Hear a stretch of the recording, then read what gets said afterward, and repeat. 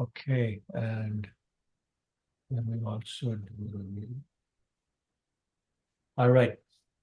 So we'll continue from where we left off, which is Chaitanya Charitamrita Adi Lila, chapter 7, Lord Chaitanya in 5 features. I'm going to start with text 66.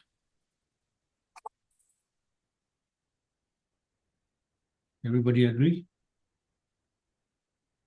Yes, Prabhuji. Yes, Prabhuji. Sorry? Yes. Okay.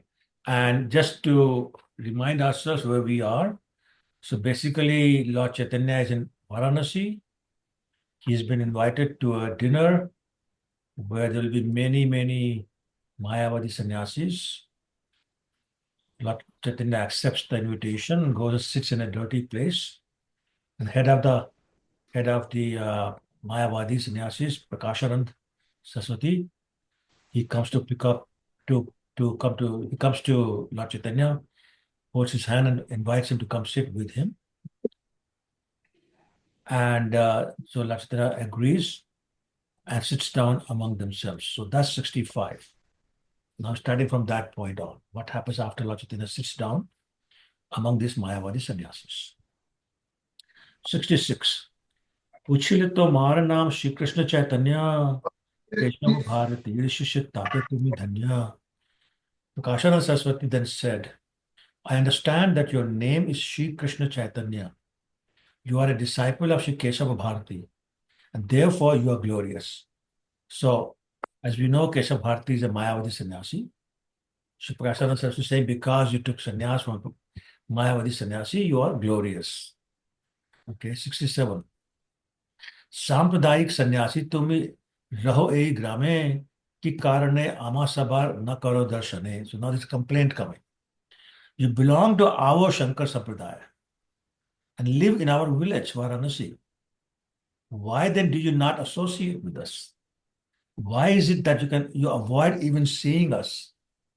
So you don't come to us, don't see us. What's the problem? So Srila Prabhupada explains the purport. Who wants to read the first paragraph of the purport?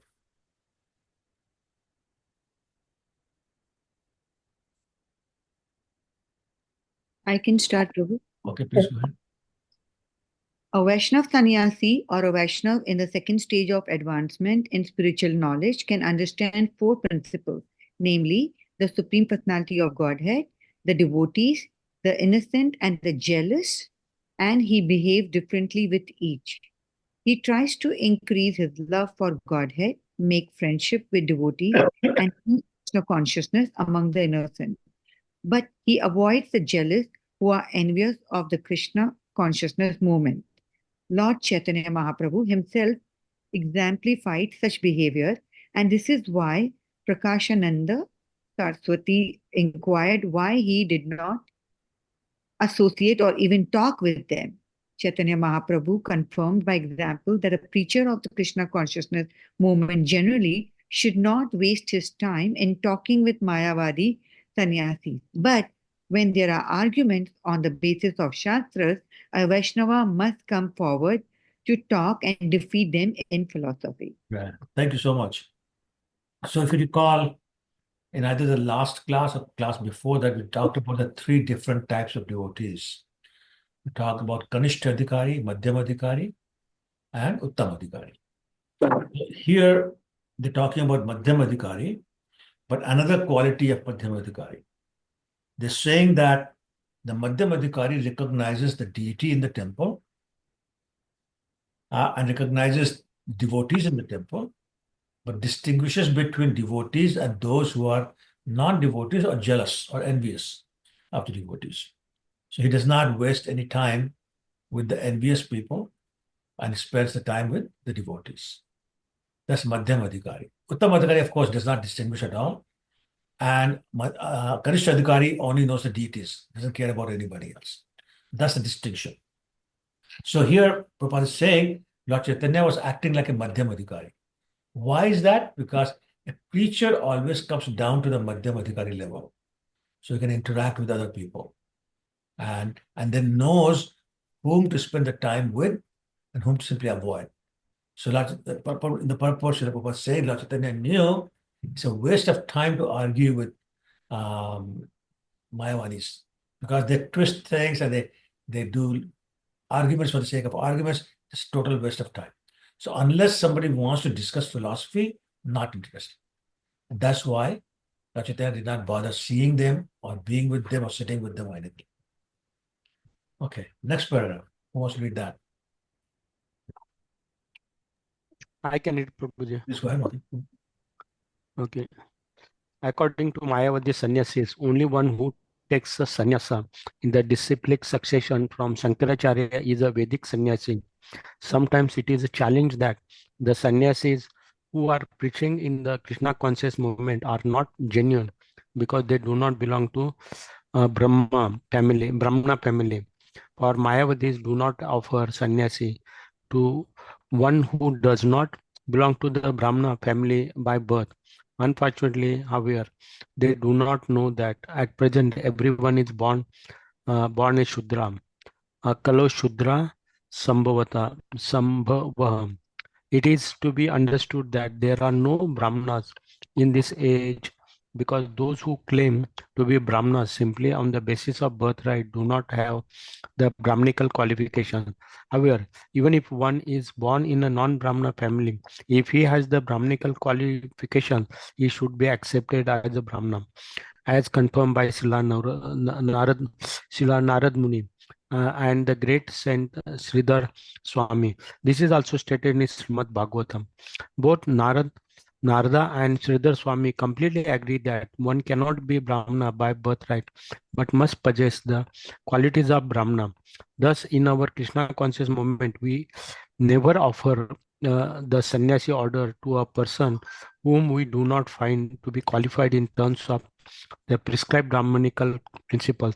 Although it is a fact that unless one is a Brahmana, he cannot become a sannyasi.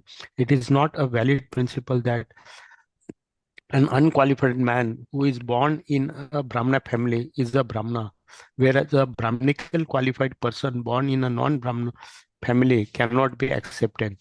The Krishna conscious movement strictly follows the injunctions of Srimad Bhagavatam, avoiding misleading, hearsay, and manufactured conclusion. Hare Krishna, Prabhuji. Thank you.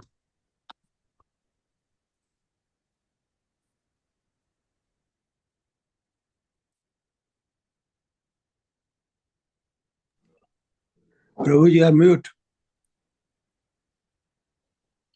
Thank you, bro. So point being made is very simple. Mayavadis simply are saying, unless you're born in a Brahmin family, you cannot become a sannyasi. Which is contrary to what Krishna is saying in Bhagavad Gita, Chaturvarnya Maya Shrashta Guna Karma Bhaksha. You are classified by your qualities and your activities, not by what family you're born. And Prabhupada used to give the example, just because you're a doctor's son does not automatically make you a doctor. And how many of us would visit a son of a doctor saying, you're also a doctor? So why would the same logic not apply? Being born to a Brahmin parents does not make you automatically a Brahmin. You have to have those qualities. We have very famous pastime of Rishabdev in Srimad Bhagavatam. First, he had 9 sons who were Brahmins, were known as Nav-Yogendras. He had King Bharat as Kshatriya, on whose name India is now named.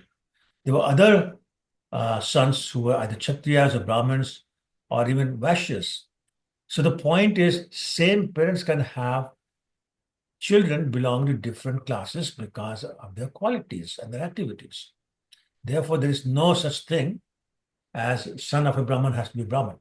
And Prabhupada is making the point, besides, one should understand that in the age of Kali, everybody is born a Shudra. Kalo Shudra Sambhava. Everybody's Shudra. Therefore, unless you develop qualities of a Brahmin, you cannot be sannyasi.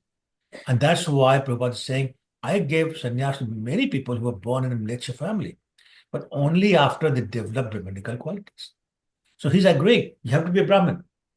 but Brahmin by activity and quality, not by birth. So this is why nobody who's not second initiated in ISKCON can be sannyasi, because that's what makes you Brahmin. Second initiation, and obviously the qualities have been developed and checked by the guru before second initiation is given, and then you're eligible. Otherwise, you're not. Okay. All right. Next text, 68. सन्यासी होइया कर नर्तन गायन भावुक सब संगे लो या कर संकीर्तन. You are a sannyasi. Why then do you indulge in chanting and dancing, engaging in your sankirtan movement in the company of fanatics? So this is the purport, and I'll explain this. Who would like to read the purport? Can I read, Prabhuji? Please go ahead, yeah. Purport by Srila Prabhupada, Jai Srila Prabhupada. This is a challenge by Prakashananda Saraswati to Sri Chaitanya Mahaprabhu. Srila Bhakti Siddhanta Saraswati Thakura writes in his Anubhasya that Sri Chaitanya Mahaprabhu, who is the object of Vedanta philosophical research, has very kindly determined who is an appropriate candidate for study of Vedanta philosophy. The first qualification of such a candidate is expressed by Sri Chaitanya Mahaprabhu in his Shikshashtakam. Trinadapi sunichena tarorapi sahishtuna amanina manadena kirtaniya sadahari. This statement indicates that one can hear or speak about Vedanta philosophy through the disciplic succession. One must be very humble and meek, more humble than the grass. One should not claim respect for himself, but should be prepared to give all respect to others. One must have these qualifications to be eligible to understand Vedic knowledge. Yes, thank you. So again, Prabhupada is explaining further breakdown of the qualifications. Prabhuji, your voice is very low. I'm sorry? Sorry, what's that? Can you hear me well? She said she can't hear you, but we can hear you. Yeah, we can hear you. Sujata Mataji, are you better now? Is it better now? Yes, Prabhuji. You can hear fine now? Yes, Prabhuji. Okay, all right. So here, a further breakdown of the qualification is being given that the person who's getting the sannyas should have these qualities of Pranada Vishunichen Tarori Vasashuna. Amanina Manden Kirtiniya. So humbler than a blade of grass, more tolerant than a tree, not expecting respect, but giving respect in turn, and in that mood chanting all the time. So two things. One is the mood, other is activity. Both are required to become a Brahmin. Right? So the humble mood and activity of constantly chanting the holy name of the Lord. And so basically what's happening is, excuse me, the inspiration and the energy to become a devotee comes from Lord Krishna. But the wire or the conduit, if you want to say, is a disciplic succession. And then the end point, called a socket on the wall, is the Guru, the Diksha Guru. It's only when we connect our plug with that, in that socket, with that Guru, then the current goes to the disciplic succession all the way to the source of the power, and that is Lord Krishna. So, as long as the Guru is genuine, disciplic succession is genuine in that it starts from Krishna and doesn't break down anywhere in the middle, and the person is qualified to connect to the Guru. Now, what does connect to the Guru mean? One meaning, and we'll discuss that in great detail later on, is must be following the instructions of the Guru. Otherwise, there's no connection. Connection simply means you're agreeing to follow the instructions of the Guru. And that is how you serve the Guru also. Any senior devotee, especially Guru, you serve by following the instructions. So that's the whole process.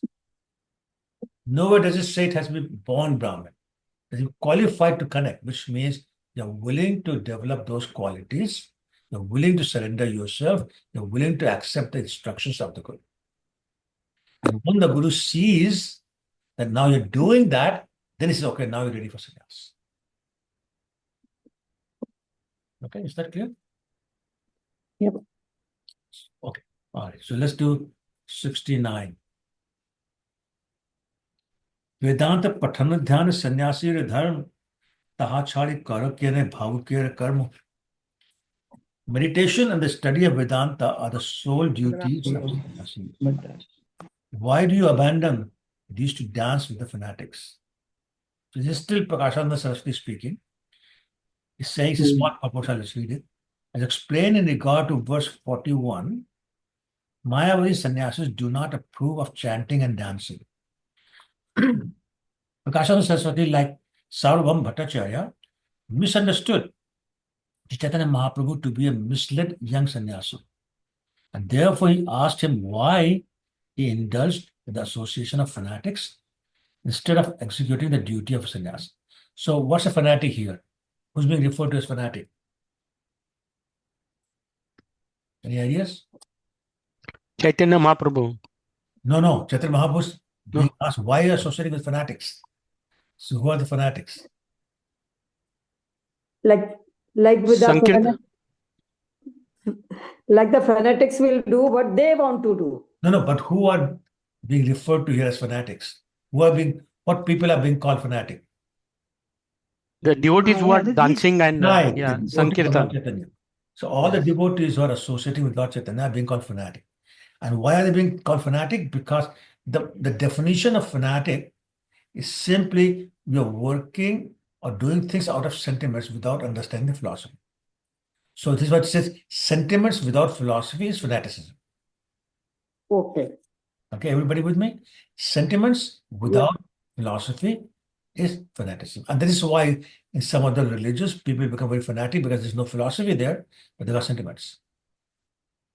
Right? Also, you will see in your everyday life, people who don't understand the philosophy but have strong sentiments, they get angry very fast when you discuss something with them. Because they have nothing to support themselves, so they get angry. So all these devotees are being called fanatics because they're saying, because of saying, they don't understand the philosophy, they don't have philosophy. Also in Mayavadi, it is considered an offense to chant and dance loudly. It's an offense. We discussed that in text 41.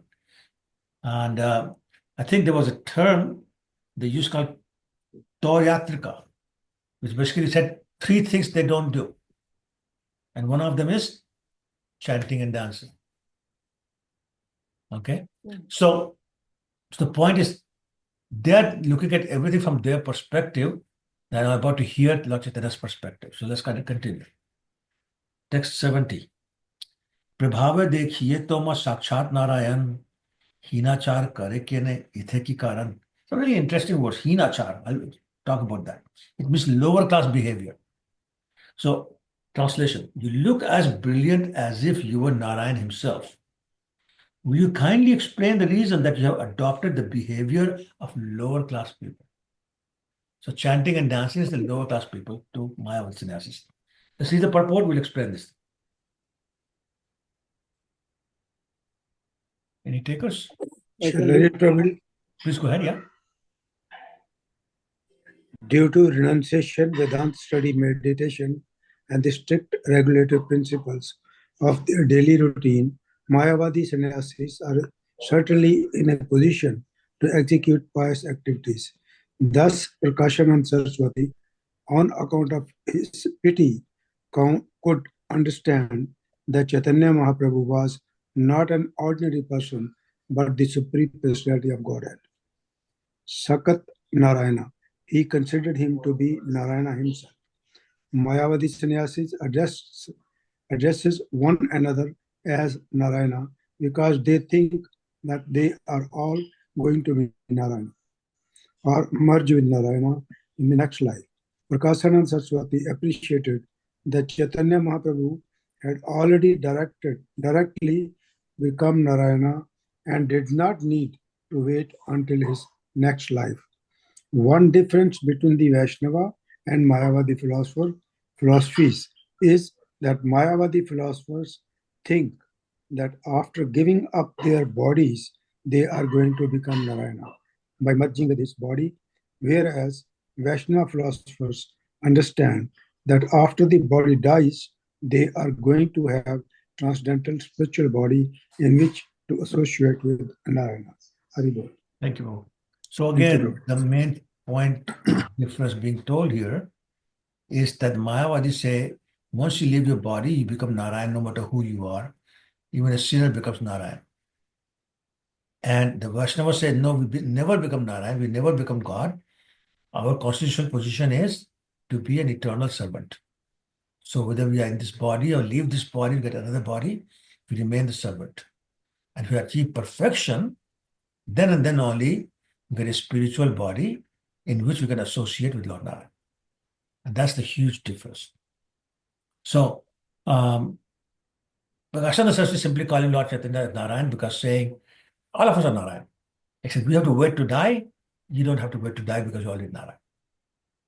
So much misunderstanding. Anyway, now let's see what Lord Chaitanya has to say.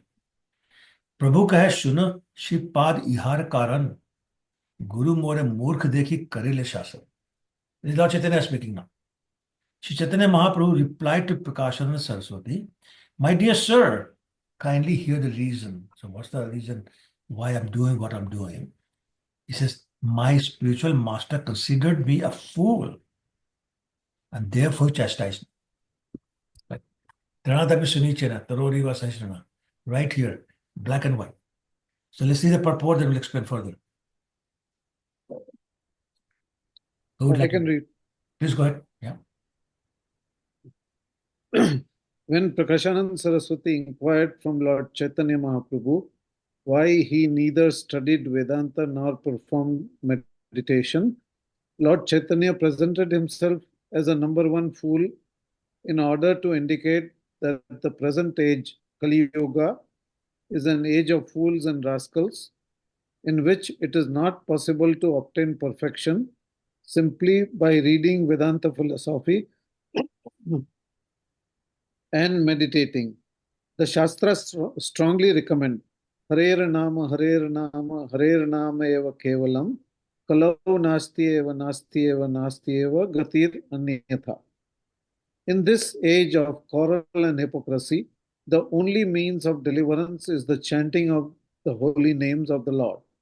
There is no other way, there is no other way, there is no other way. People in general in Kali Yuga are so fallen that it is not possible for them to obtain perfection simply by studying the Vedanta Sutra. One should therefore seriously take to the constant chanting of the holy names of the Lord. Hare Krishna. Yeah, thank you. So there is a very wonderful verse in Srimad Bhagavatam, first canto, where I think Sutta Goswami is saying, describing the people in Kali Yuga. And he says, Prayana alpayusha sabhya kala asmin yuge jana.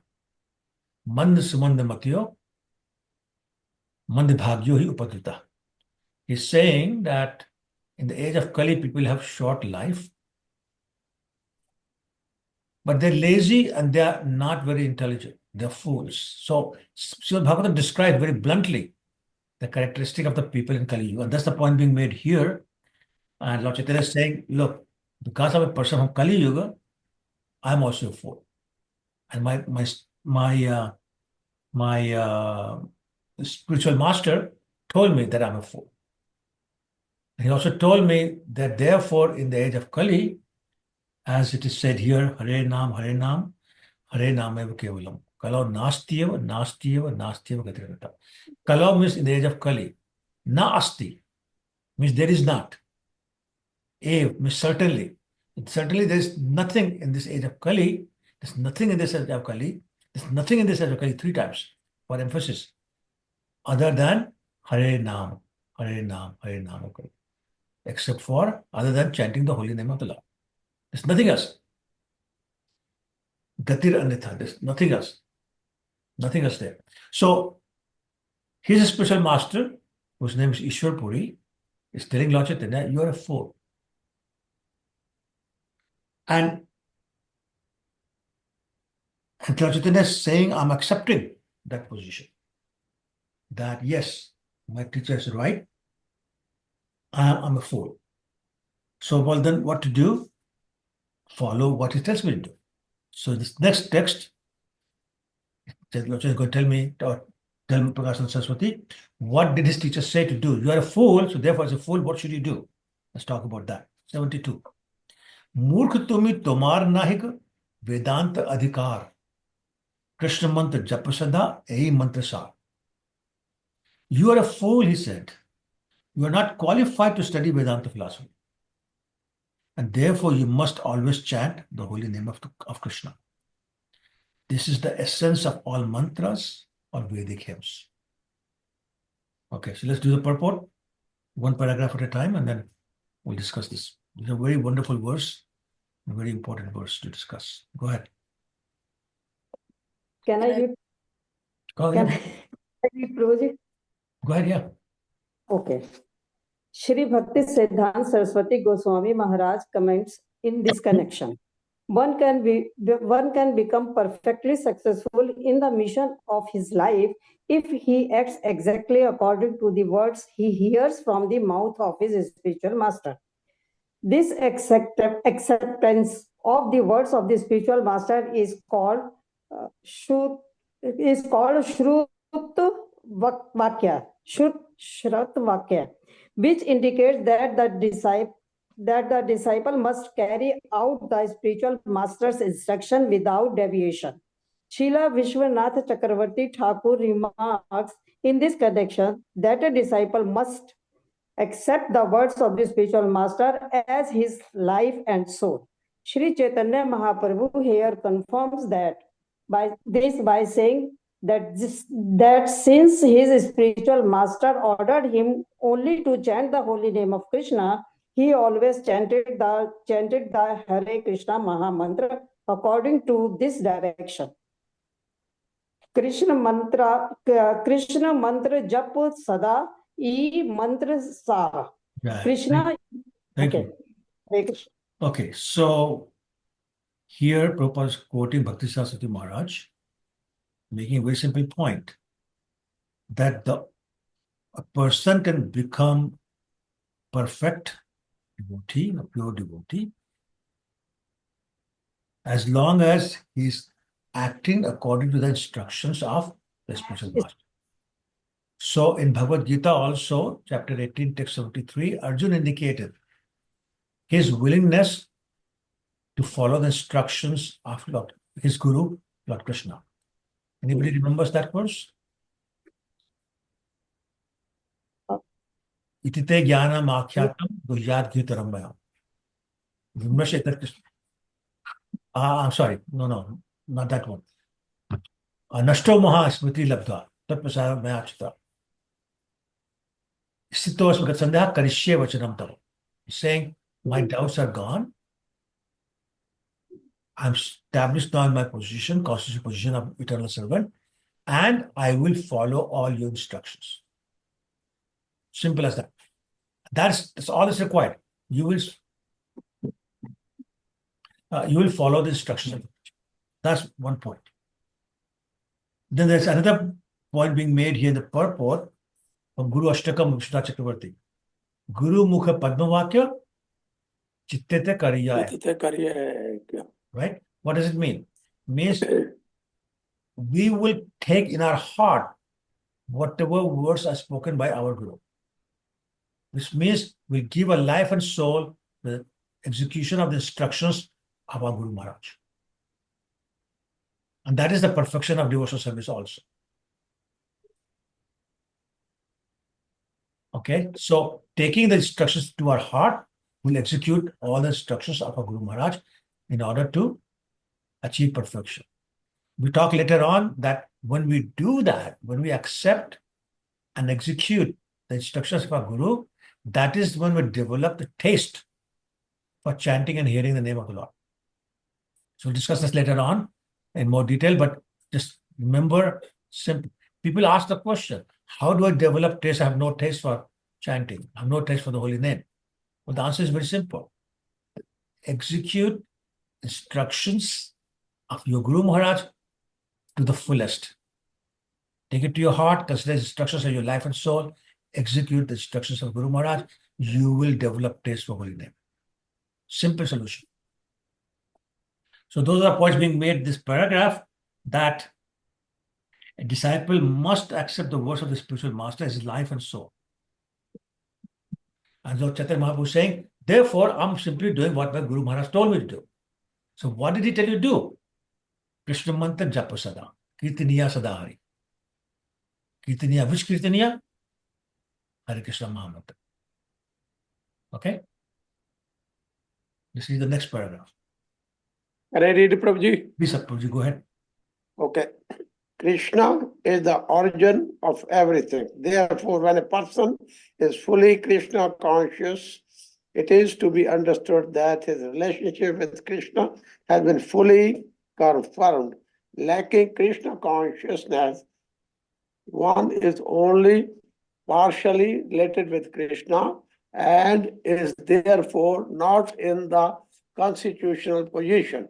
Although Sri Chaitanya Mahaprabhu is the Supreme Personality of Godhead, the spiritual master of the entire universe, he nevertheless took the position of a disciple in order to teach by example how a devotee should strictly follow the orders of the spiritual master in executing the duty of always chanting the Hare Krishna Maha Mantra.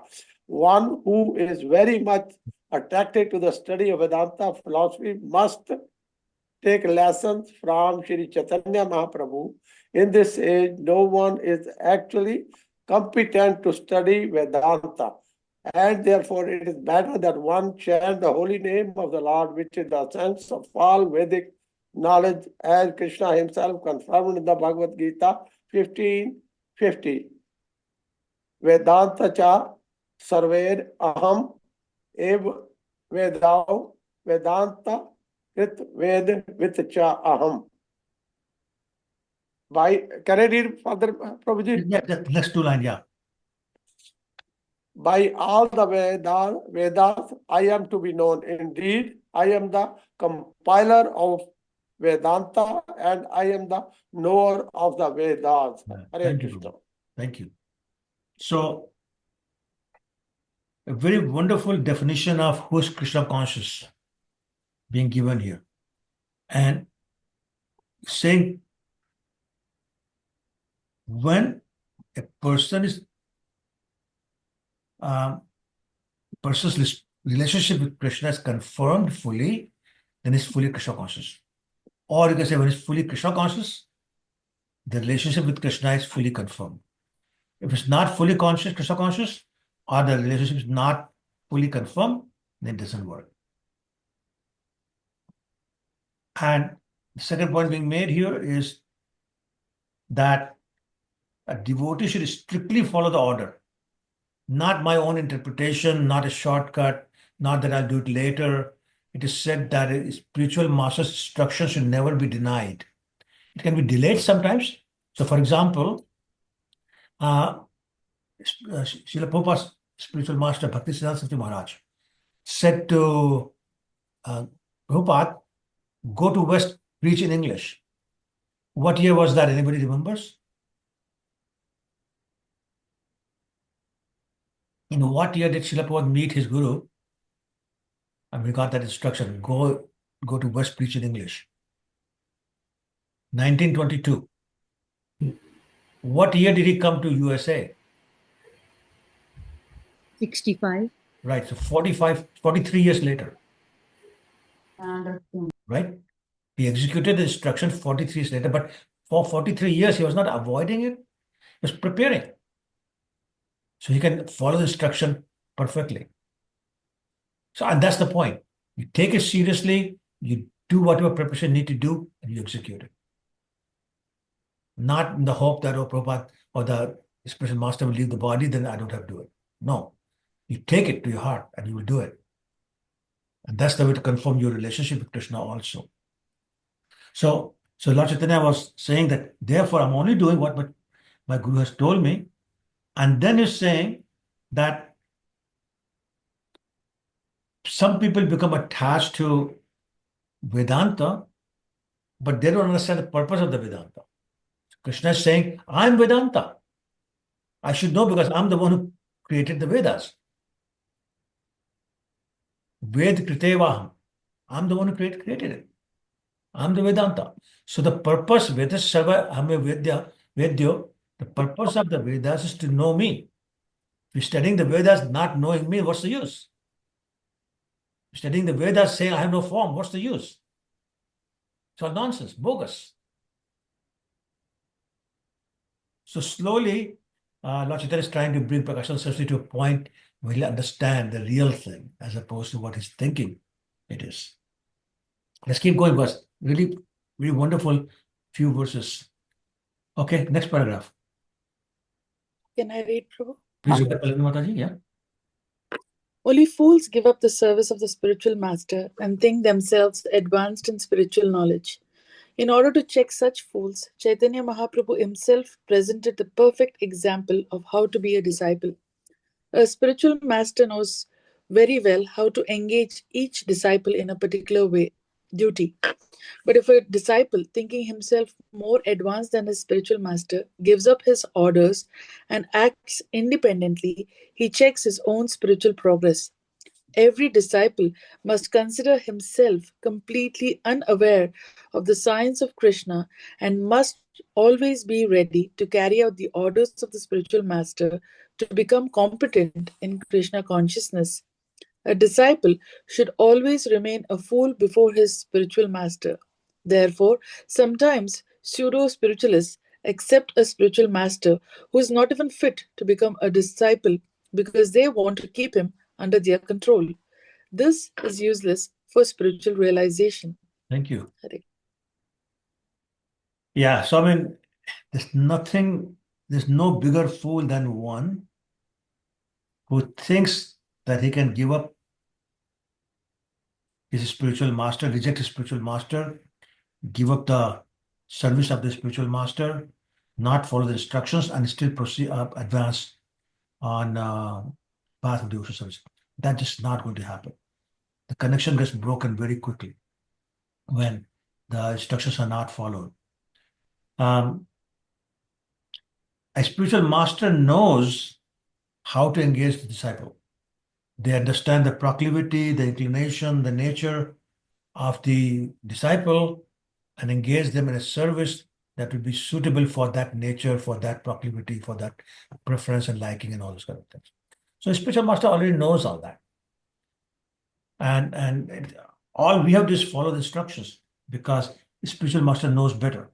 He knows better than us. He knows us better than us. Therefore, whatever instructions he's giving us, not just for our good, but also something that we can do. The other thing is, when he gives instruction, he also empowers us to execute that instruction.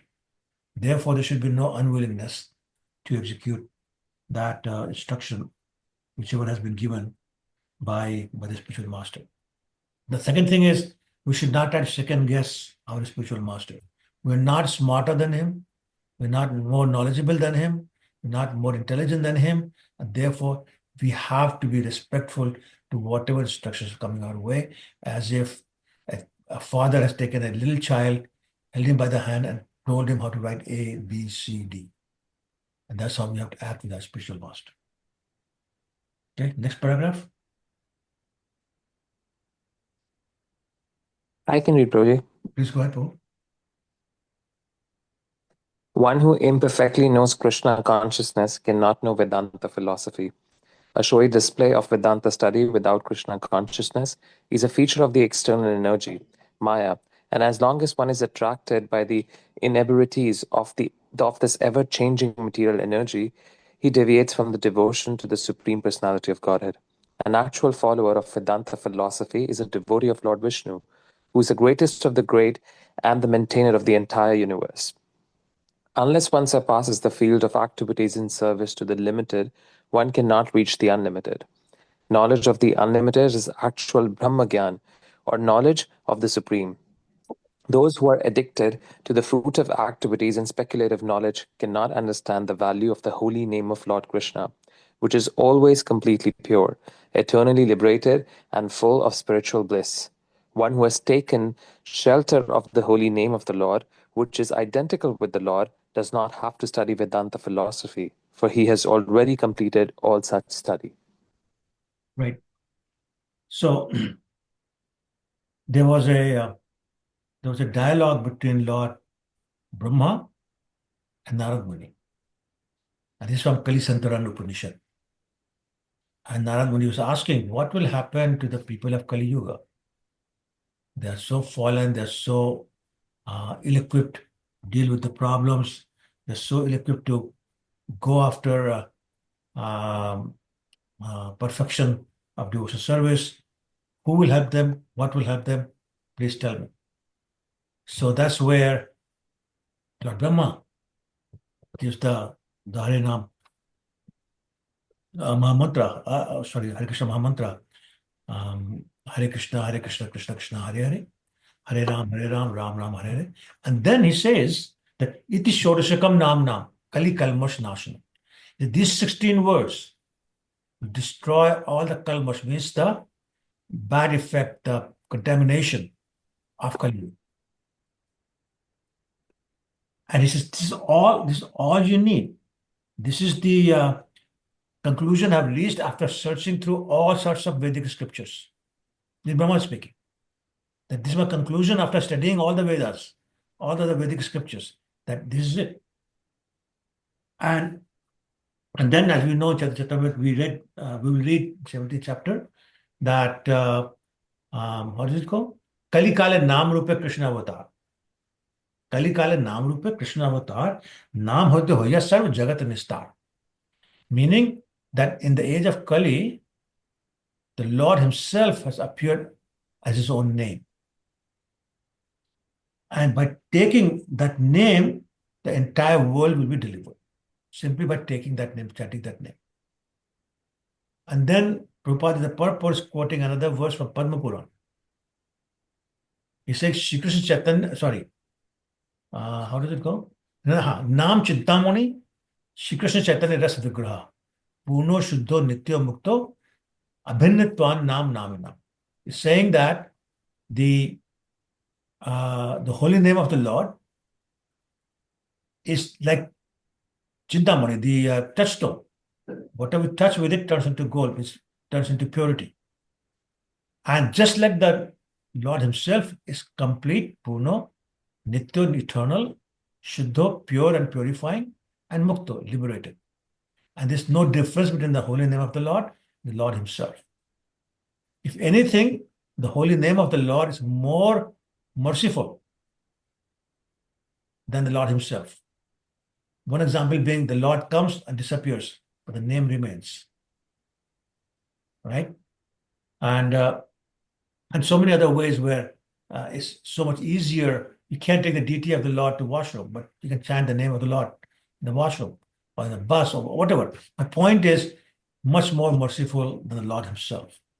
So therefore, the one who's taken shelter of the holy name of the Lord does not have to study the Vedanta philosophy. Okay? In Gita also, Lord Krishna says, Traguni Vishya Veda Nistraguni Bhava Arjuna. Right? 245. Krishna is saying, don't bother with the Vedas. Nistraguna, because they talk about three modes of material nature. Rise above the three modes of material nature. Okay?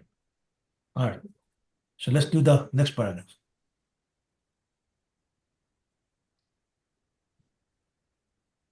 Any volunteers?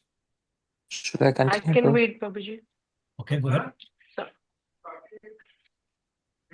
one who is unfit to chant the holy name of Krishna, but thinks that the holy name is different from Krishna, and thus takes shelter of Vedanta study in order to understand him, must be considered a number one fool, as confirmed by Chaitanya Mahaprabhu by his personal behavior, and philosophical speculators who want to make Vedanta philosophy an academic career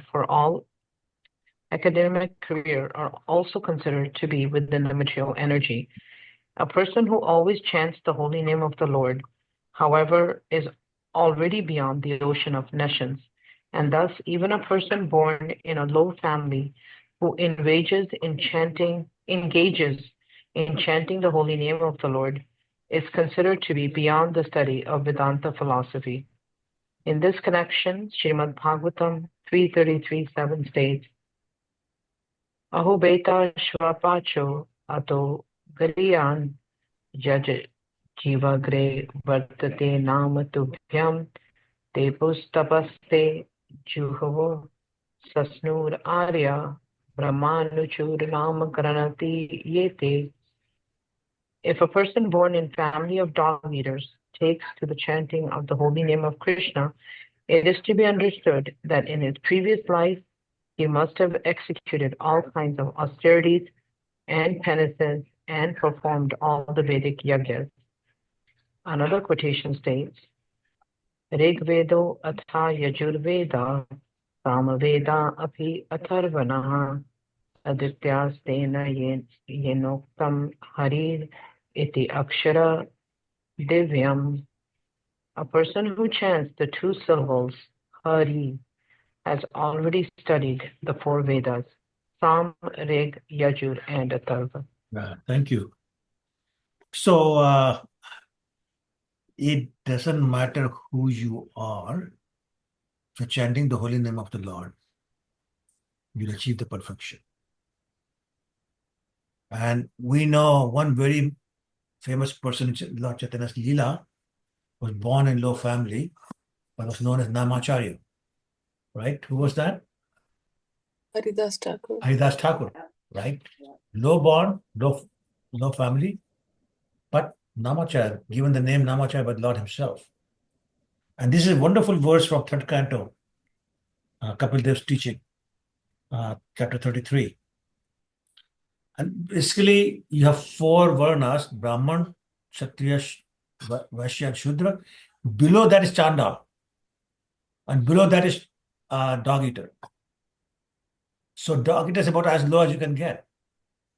And here it's being said, this is Mother Devuti speaking, that a person, even born in dog eater family or being dog eater himself, if your name is constantly vibrating on his tongue, it's considered he's already performed all the austerities, he's been to all the religious places, pilgrimages, he studied all the shastras, right? So therefore, he's above all these people who are studying Vedanta and all that. So again, the point being made, the one who's chanting the holy name of the Lord does not need to study the Vedantas. Not the Vedanta that Mayavadi is talking about. We'll talk about different kind of Vedanta later on that Vaishnava study, but not the kind of Vedanta that's called Sharirik Bhashya in Mayavadi terminology. And so not that kind of Vedanta. You don't need to study that. Okay. Next paragraph. Who wants to read that? May I read, Prabhuji? Please, Shalini Mataji, go ahead. Taking advantage of these verses, there are some Sahajyas who, taking everything very cheaply, consider themselves elevated Vaishnavas but do not care even to touch the Vedanta Sutra or Vedanta philosophy. A real Vaishnava should, however, study Vedanta philosophy, but if after studying Vedanta one does not adopt the chanting of the holy name of the Lord, he is no better than a Mayavadi. Therefore, one should not be a Mayavadi, yet one should not be unaware of the subject matter of Vedanta philosophy. Indeed, Chaitanya Mahaprabhu exhibited his knowledge of Vedanta in his discourses with Prakashananda Saraswati. Thus, it is to be understood that a Vaishnava should be completely conversant with Vedanta philosophy, yet he should not think that studying Vedanta is all in all and therefore be unattached to the chanting of the holy name. A devotee must know the importance of simultaneously understanding Vedanta philosophy and chanting the holy names. If by studying Vedanta one becomes an impersonalist, he has not been able to understand Vedanta. This is confirmed in the Bhagavad Gita 15.15. Vedanta means the end of knowledge. The ultimate end of knowledge is knowledge of Krishna, who is identical with his holy name. Cheap Vaishnavas, Sahajiyas, do not care to study the Vedanta philosophy as commented upon by the four Acharyas. In the Gaudiya Sampradaya, there is Vedanta commentary called the Govind Bhashya, but the Sahajiyas consider such commentaries to be untouchable philosophical speculation, and thus they consider the Acharyas to be mixed devotees. Thus they clear their way to hell. Okay. So once again, now it's a different kind of people that Prabhupada always comments on are being talked about, which are Sahajiyas. Sahajiyas are people who take everything cheaply, but they think they are great Vaishnavas, and but they do not study the Vedanta philosophy. The point being made is that after studying the Vedanta, if you don't start chanting, then you're not understood Vedanta. Not understood Vedanta. And therefore, as Krishna says in Bhagavad Gita 15:15, Vedas sarvaya ahame vedyo. If you study the Vedas, the Vedanta, you don't understand who I am, my qualities, my tattva, then you just wasted your time, and you're not going to be able to achieve the perfection that you are thinking of getting. There's another comment being made here is that the Sahajiyas think that the Acharyas are not pure devotees, and therefore what they're saying is not perfectly true. That's obviously not correct. And very strong sentence at the end, thus they clear their way to hell. So we start thinking like that, the doors to hell open for you, and you're welcomed with open arms. Okay. Any questions or comments so far? We've gone about 6 verses with no questions. Any questions? Otherwise, I'll keep going.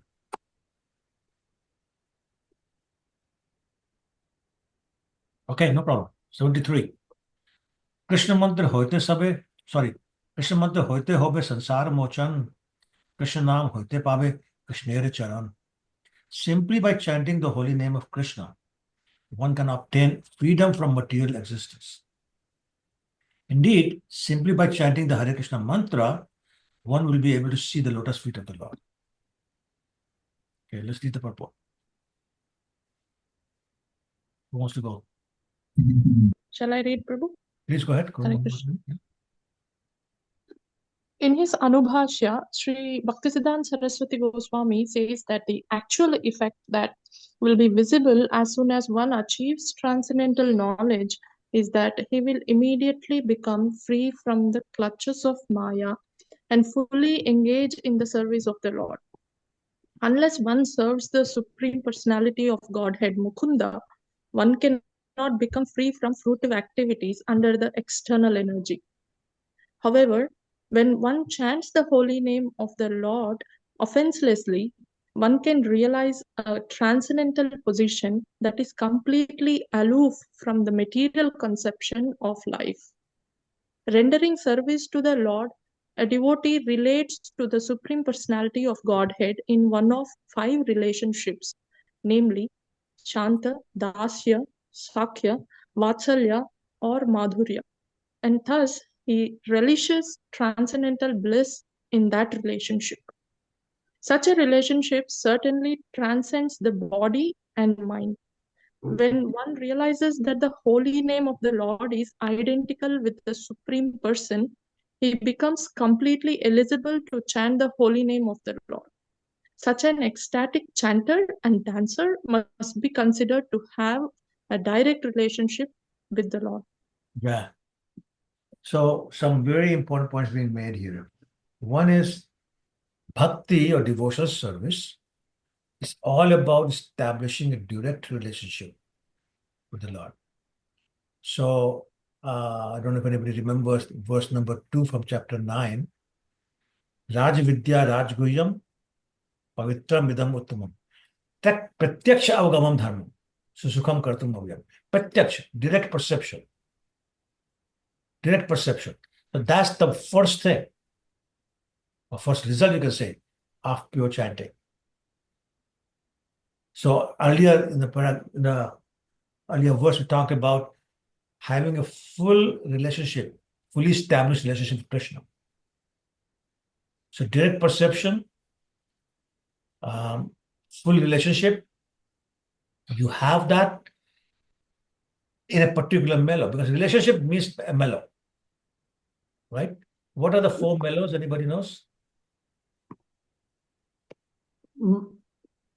Madhurya, Sankhya, Dasya, and Sorry, Madhuri, Sakhya, Madhurya, Sankhya, Dasya, Dasya, yeah, Vatsalya. Vatsalya. Yeah. So those are 4 mellows in which you can have a relationship. It doesn't matter which mellow you are in. You get into that mellow, and that's when you start get the taste Yeah. of the mellow. So what's important is that we are starting with following the instructions of the spiritual master to the letter, taking them as life and soul. Then we start chanting. By following the instructions, we start develop the taste. Then we establish the relationship. Oh, sorry, the direct perception of the Lord, and then the relationship. And as the relationship becomes deeper and deeper, the taste that we get from the holy name starts to increase more and more. Right? And then you start to, then when you start to understand that the holy name of the Lord is non-different from the Lord himself, then the taste gets even further. So it's like imagine taking sugarcane juice and boiling it. As you boil more and more, it becomes more concentrated, it becomes sweeter. Ultimately, it becomes molasses, which is very, very sweet and very, very nutritious. So, same thing here.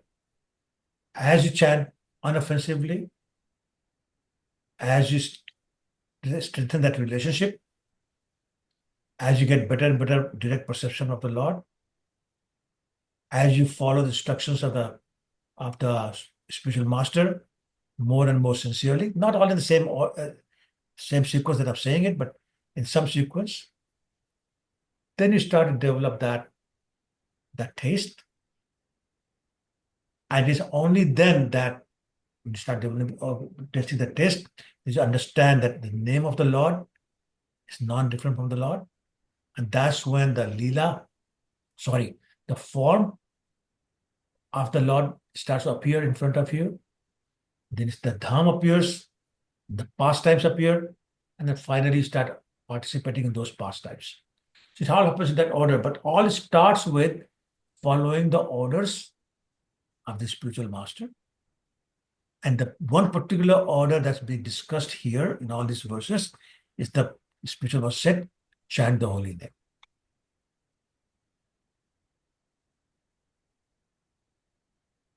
Kalau nastyev, nastyev, nastyev, gatir anyata. There's no other way, there's no other way, there's no other way except chanting the holy name of the Lord. But chanting unoffensively. Okay, are we all together? Let's read the next paragraph. Yep. Prabhu, just one question came to my mind. Yes. There is a statement like chanting of the holy name is the beginning and the end result. I'm just paraphrasing. Probably there is some The more. means and the end. Okay. It's called the means, and so by chanting, you get to the point of pure chanting, which is the ultimate. That's pure bhakti. So, do we really have to aspire for understanding the form, like qualities, and then good question. Good question. Thank you for asking. No, we don't and we cannot make any effort to make the form, make the dham, make the qualities, make the pasas appear. We cannot do that. They happen automatically by the mercy of the Lord based on the quality of our chanting. So the only endeavor we are doing is following the instructions of the spiritual master, serving him to the process of hearing and chanting and executing those instructions, and trying to chant as inoffensively as possible. The rest is done by Krishna. We cannot say, I've been chanting 30 years, now please form, show yourself. Now qualities manifest yourself. We cannot do that. That happens by Krishna's mercy, only upon our qualification of the purity of the chanting. Does that answer your question? Yes, Prabhu. Thank you. All right. So let's read the next paragraph. Can I read, Prabhu? Please go ahead, Shishikala Mataji. Thank you, Prabhu. According to the Vedic principles, there are three stages of spiritual advancement, namely Sambandha Gnana, Abhideya, and Prayojana. Sambandha Gnana refers to establishing one's original relationship with the Supreme Personality of Godhead. Abhideya refers to acting according to that constitutional relationship, and Prayojana is the ultimate goal of life, which is to develop love of Godhead. Prema Pamartho Mohan. If one adheres to the regulative principles under the order of the spiritual master, he very easily achieves the ultimate goal of his life. A person who is addicted to the chanting of the Hare Krishna mantra very easily gets the opportunity to serve the Supreme Personality of Godhead directly. There is no need for such a person to understand the grammatical jugglery in which Mayavadi sannyasis generally indulge. Sri Shankaracharya also stressed this point. Nahi nahi rakshati dukkarane. Simply by juggling grammatical suffixes and prefixes, one cannot save himself from the clutches of death. The grammatical word jugglers cannot bewilder a devotee who engages in chanting the Hare Krishna Mahamantra. Simply addressing the energy of the Supreme Lord as Hare and the Lord himself as Krishna very soon situates the Lord within the heart of the devotee. By thus addressing Radha and Krishna, one directly engages in his lordship's service. The essence of all revealed scriptures and all knowledge is present when one addresses the Lord and his energy by the Hare Krishna mantra. For this transcendental vibration can completely liberate a conditioned soul and directly engage him in the service of the Lord. Yeah, thank you. So if I take you back to text 72, the second line, it says Krishna mantra japasada ei mantra sar. You see that? Yep. So ei mantra sar. This is the essence of all mantras, all Vedic hymns, all Vedic knowledge. What? Krishna mantra japasada. Always chant the holy name of the Lord. Shri. Tritaniya sadari. That is basically the essence of all Vedic hymns, all Vedic instructions, all the Vedantas. Person who doesn't understand that is a fool. And then he's talking about how the Mayavadis love to get into useless arguments. Oh, this suffix doesn't belong here, that prefix doesn't belong there, this comma should not be here, that comma should be there, and this is the analysis of the compound word here. They waste so much time doing all that. For what? The instruction says very clearly, if something doesn't allow you to progress on the path of devotional service, it's useless. Give it up. But Mayavadis get so involved in all that, they forget the real purpose. And what is the real purpose? Prayojan, achieving the love of the Lord. Premartho Puman. So, Prema Pumartho Mahan. So basically, the ultimate goal of human life is to obtain the love of Krishna. Okay? So, therefore, having understood what is our relationship with Krishna, what is our relationship with Krishna? Anybody? Servitorship. I'm sorry? Servitorship. Yes. So we are the servant. We are the servant, he's the Lord, not the other way around. But most of us use him as a servant, order carrier. Krishna, give me this, Krishna, give me that, Krishna, do this, Swami, Krishna, do this. No, that's reverse. We are the servant. He's the master. So that's first thing. Second, what's the process to establish that relationship? To start chanting or That's a start devotional serving? service. And the main in the Kali is Hare Nam, Hare Nam, Hare Nam Keval. But which way? Hare Krishna Maha Mantra, which is Hare Krishna, Krishna Krishna, Hare Hare, Hare Ram, Ram Hare Hare. The word Hare, who does it refer to? Radha. Radharani. Krishna, Yep. of course, there. So what's the meaning of the Hare Krishna Maha Mantra? What is it actually saying? It's not just saying Radha Krishna, Radha Krishna, Radha Krishna. What is it saying? So what is the meaning? Oh, energy. Oh, Radharani, please engage me in the service of Yeah. Krishna. Exactly. So, Yep. Radharani, please engage me in the service of Krishna. And that is it. I want to serve him with all my heart. Because remember, bhakti is not about intelligence. No. It's not about brain. Bhakti is not about mind. Bhakti is not about anything else. Beyond engaging our senses, bhakti is about our heart. Yep. Right? Because if we mechanically worship the Lord, is it really called bhakti? No. Right? It's a bhakti abhas, it's not real bhakti.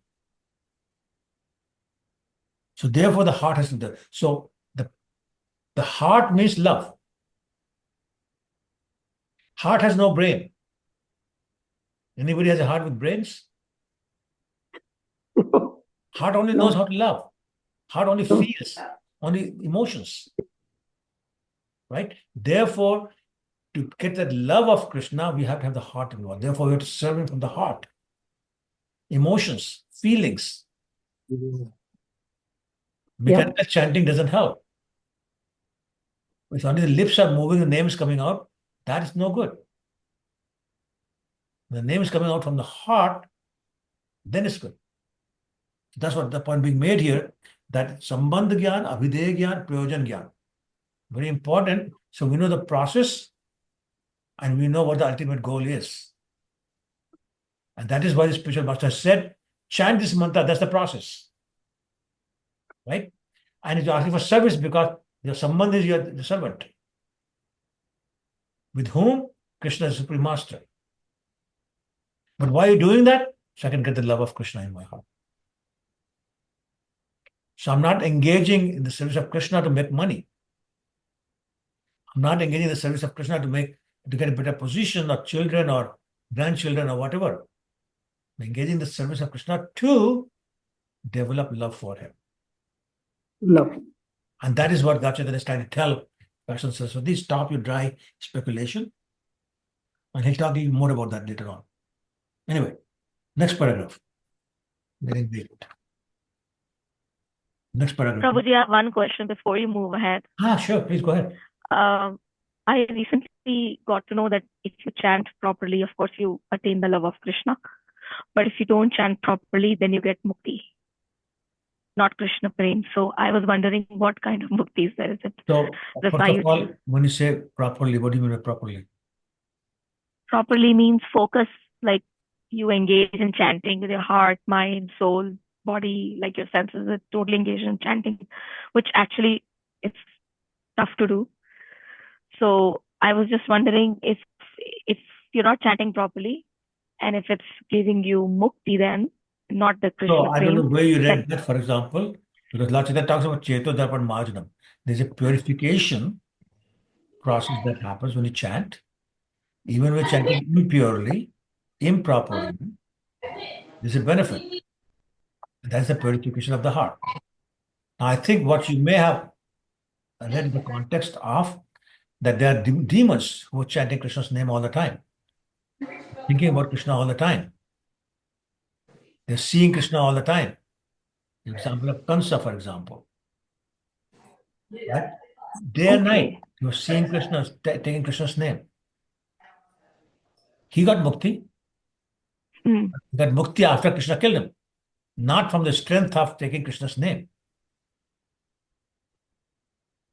But out of fear, he was taking the name. Yeah, correct. So, Shishupal was taking Krishna's name all the time out of envy.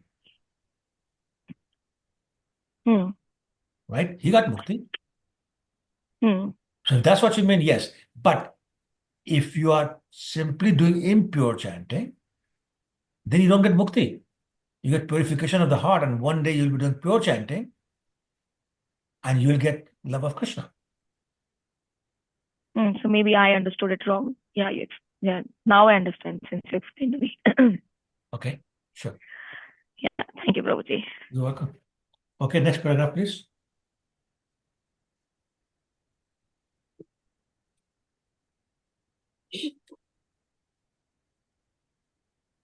I will read, Prabhuji. No one reading? I think Madhu Matav is coming on. Okay, good. So who is sir?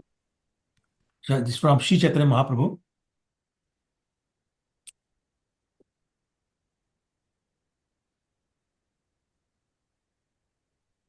Sorry, who's waiting for whom? Anyways, anybody, doesn't matter. Okay, Prabhuji, I'll read. Okay, go ahead. Sri Chaitanya Mahaprabhu presented himself as a grand fool, yet he maintained that all the words that he had heard from his spiritual master strictly followed the principles stated by Vyasadeva in Srimad Bhagavatam.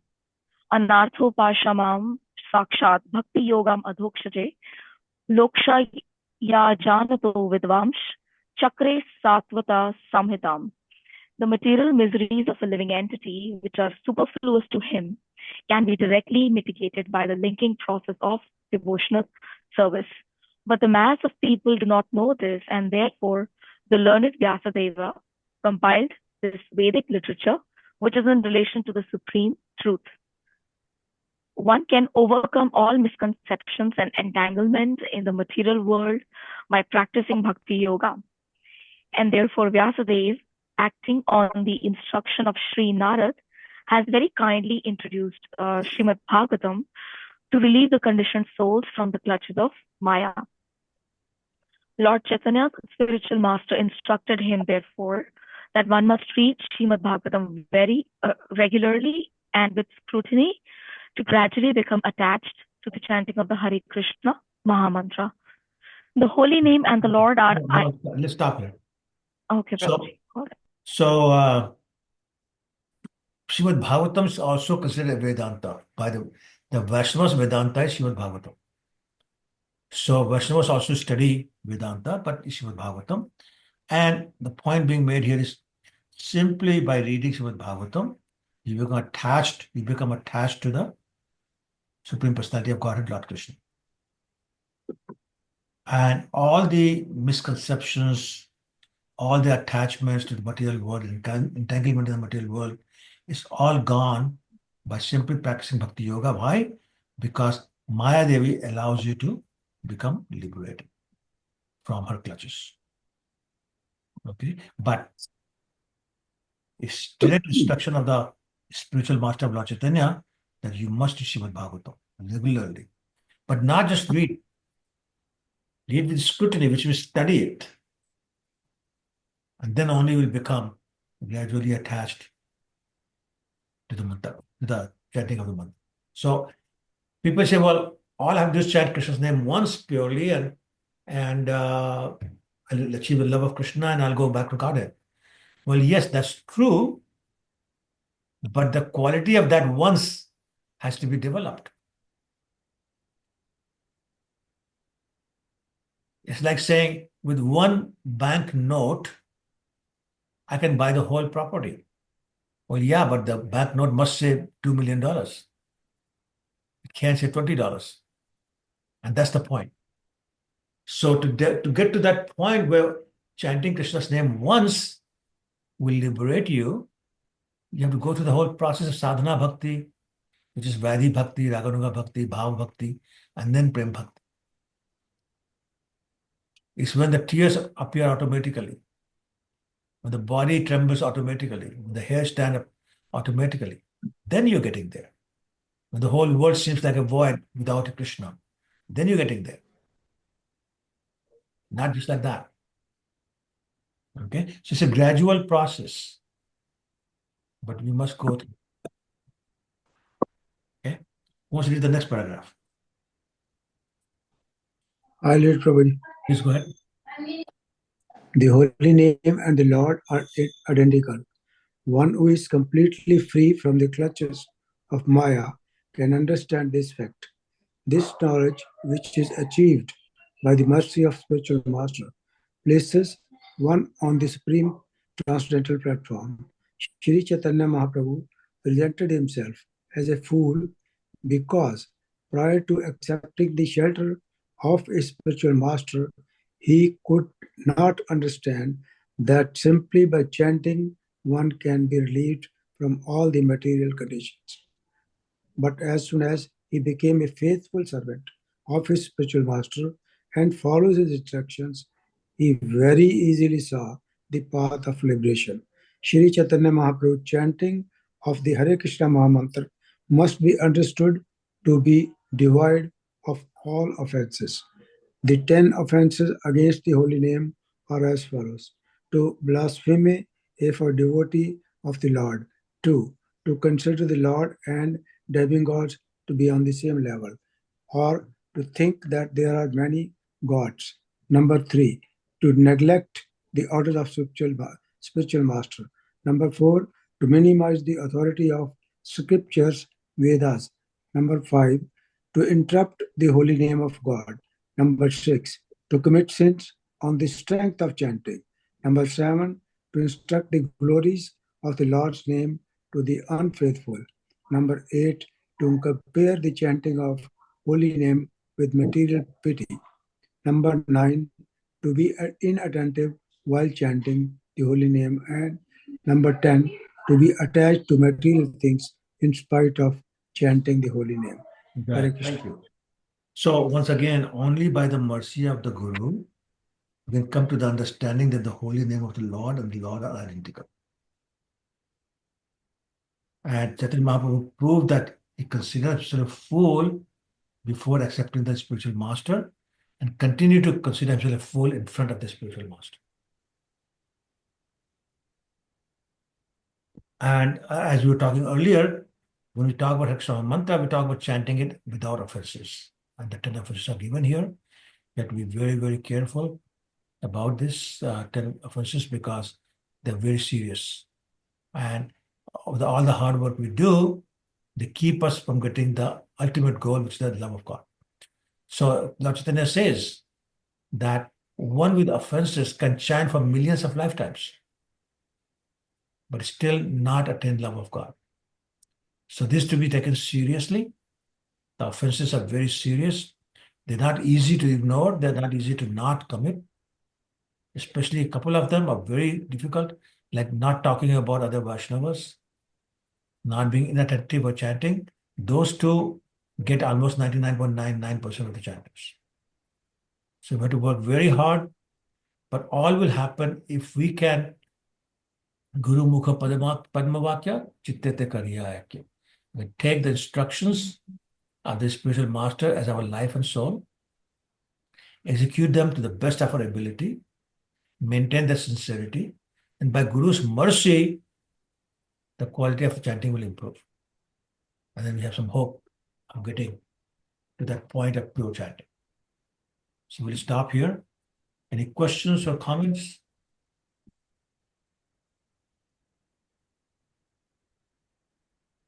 Hare Krishna, Babuji. Hare Krishna, Gayatri. Where in the Shastras are the 10 offenses mentioned outside of the Bhakti Rasamrita Sindhu? Are they in the Vedas too? So here, Padma Puran is the origin, and Bhagavatam also in the 6th canto, when Prahlad was talking about Shravanam Kirtanam Vishnu Smaranam, and very great details given there. How many do you need? No, that's good. I Okay. just wondered where it was listed, yeah. The origin is from Padma Puran, but like you said, Letter of Devotion has it. Srimad Bhagavatam has it a couple of places. Charitamrita has it here. There are many places. And there are always slight variations, but idea is basically the same. Thank you, Babuji. Sure. Yes. Hare Krishna. Yeah, Hare Krishna. Prabhu, as we have discussed earlier, creation, and we said you have said that from Karunadaksha as Vishnu's body pose comes out the universes.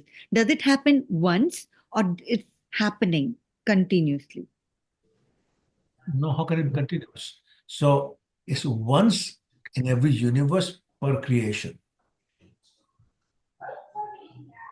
So it happens repeatedly, but only after complete annihilation. The next cycle begins, it will happen again. But in one cycle, it doesn't happen multiple times. Okay, that's my question. Yes, So Prabhu. like there's only one Brahma at a time. Sorry, in one universe, there's only one Brahma at a time. The trillions of universes, the trillions of Brahmas, but they're all in their own universes.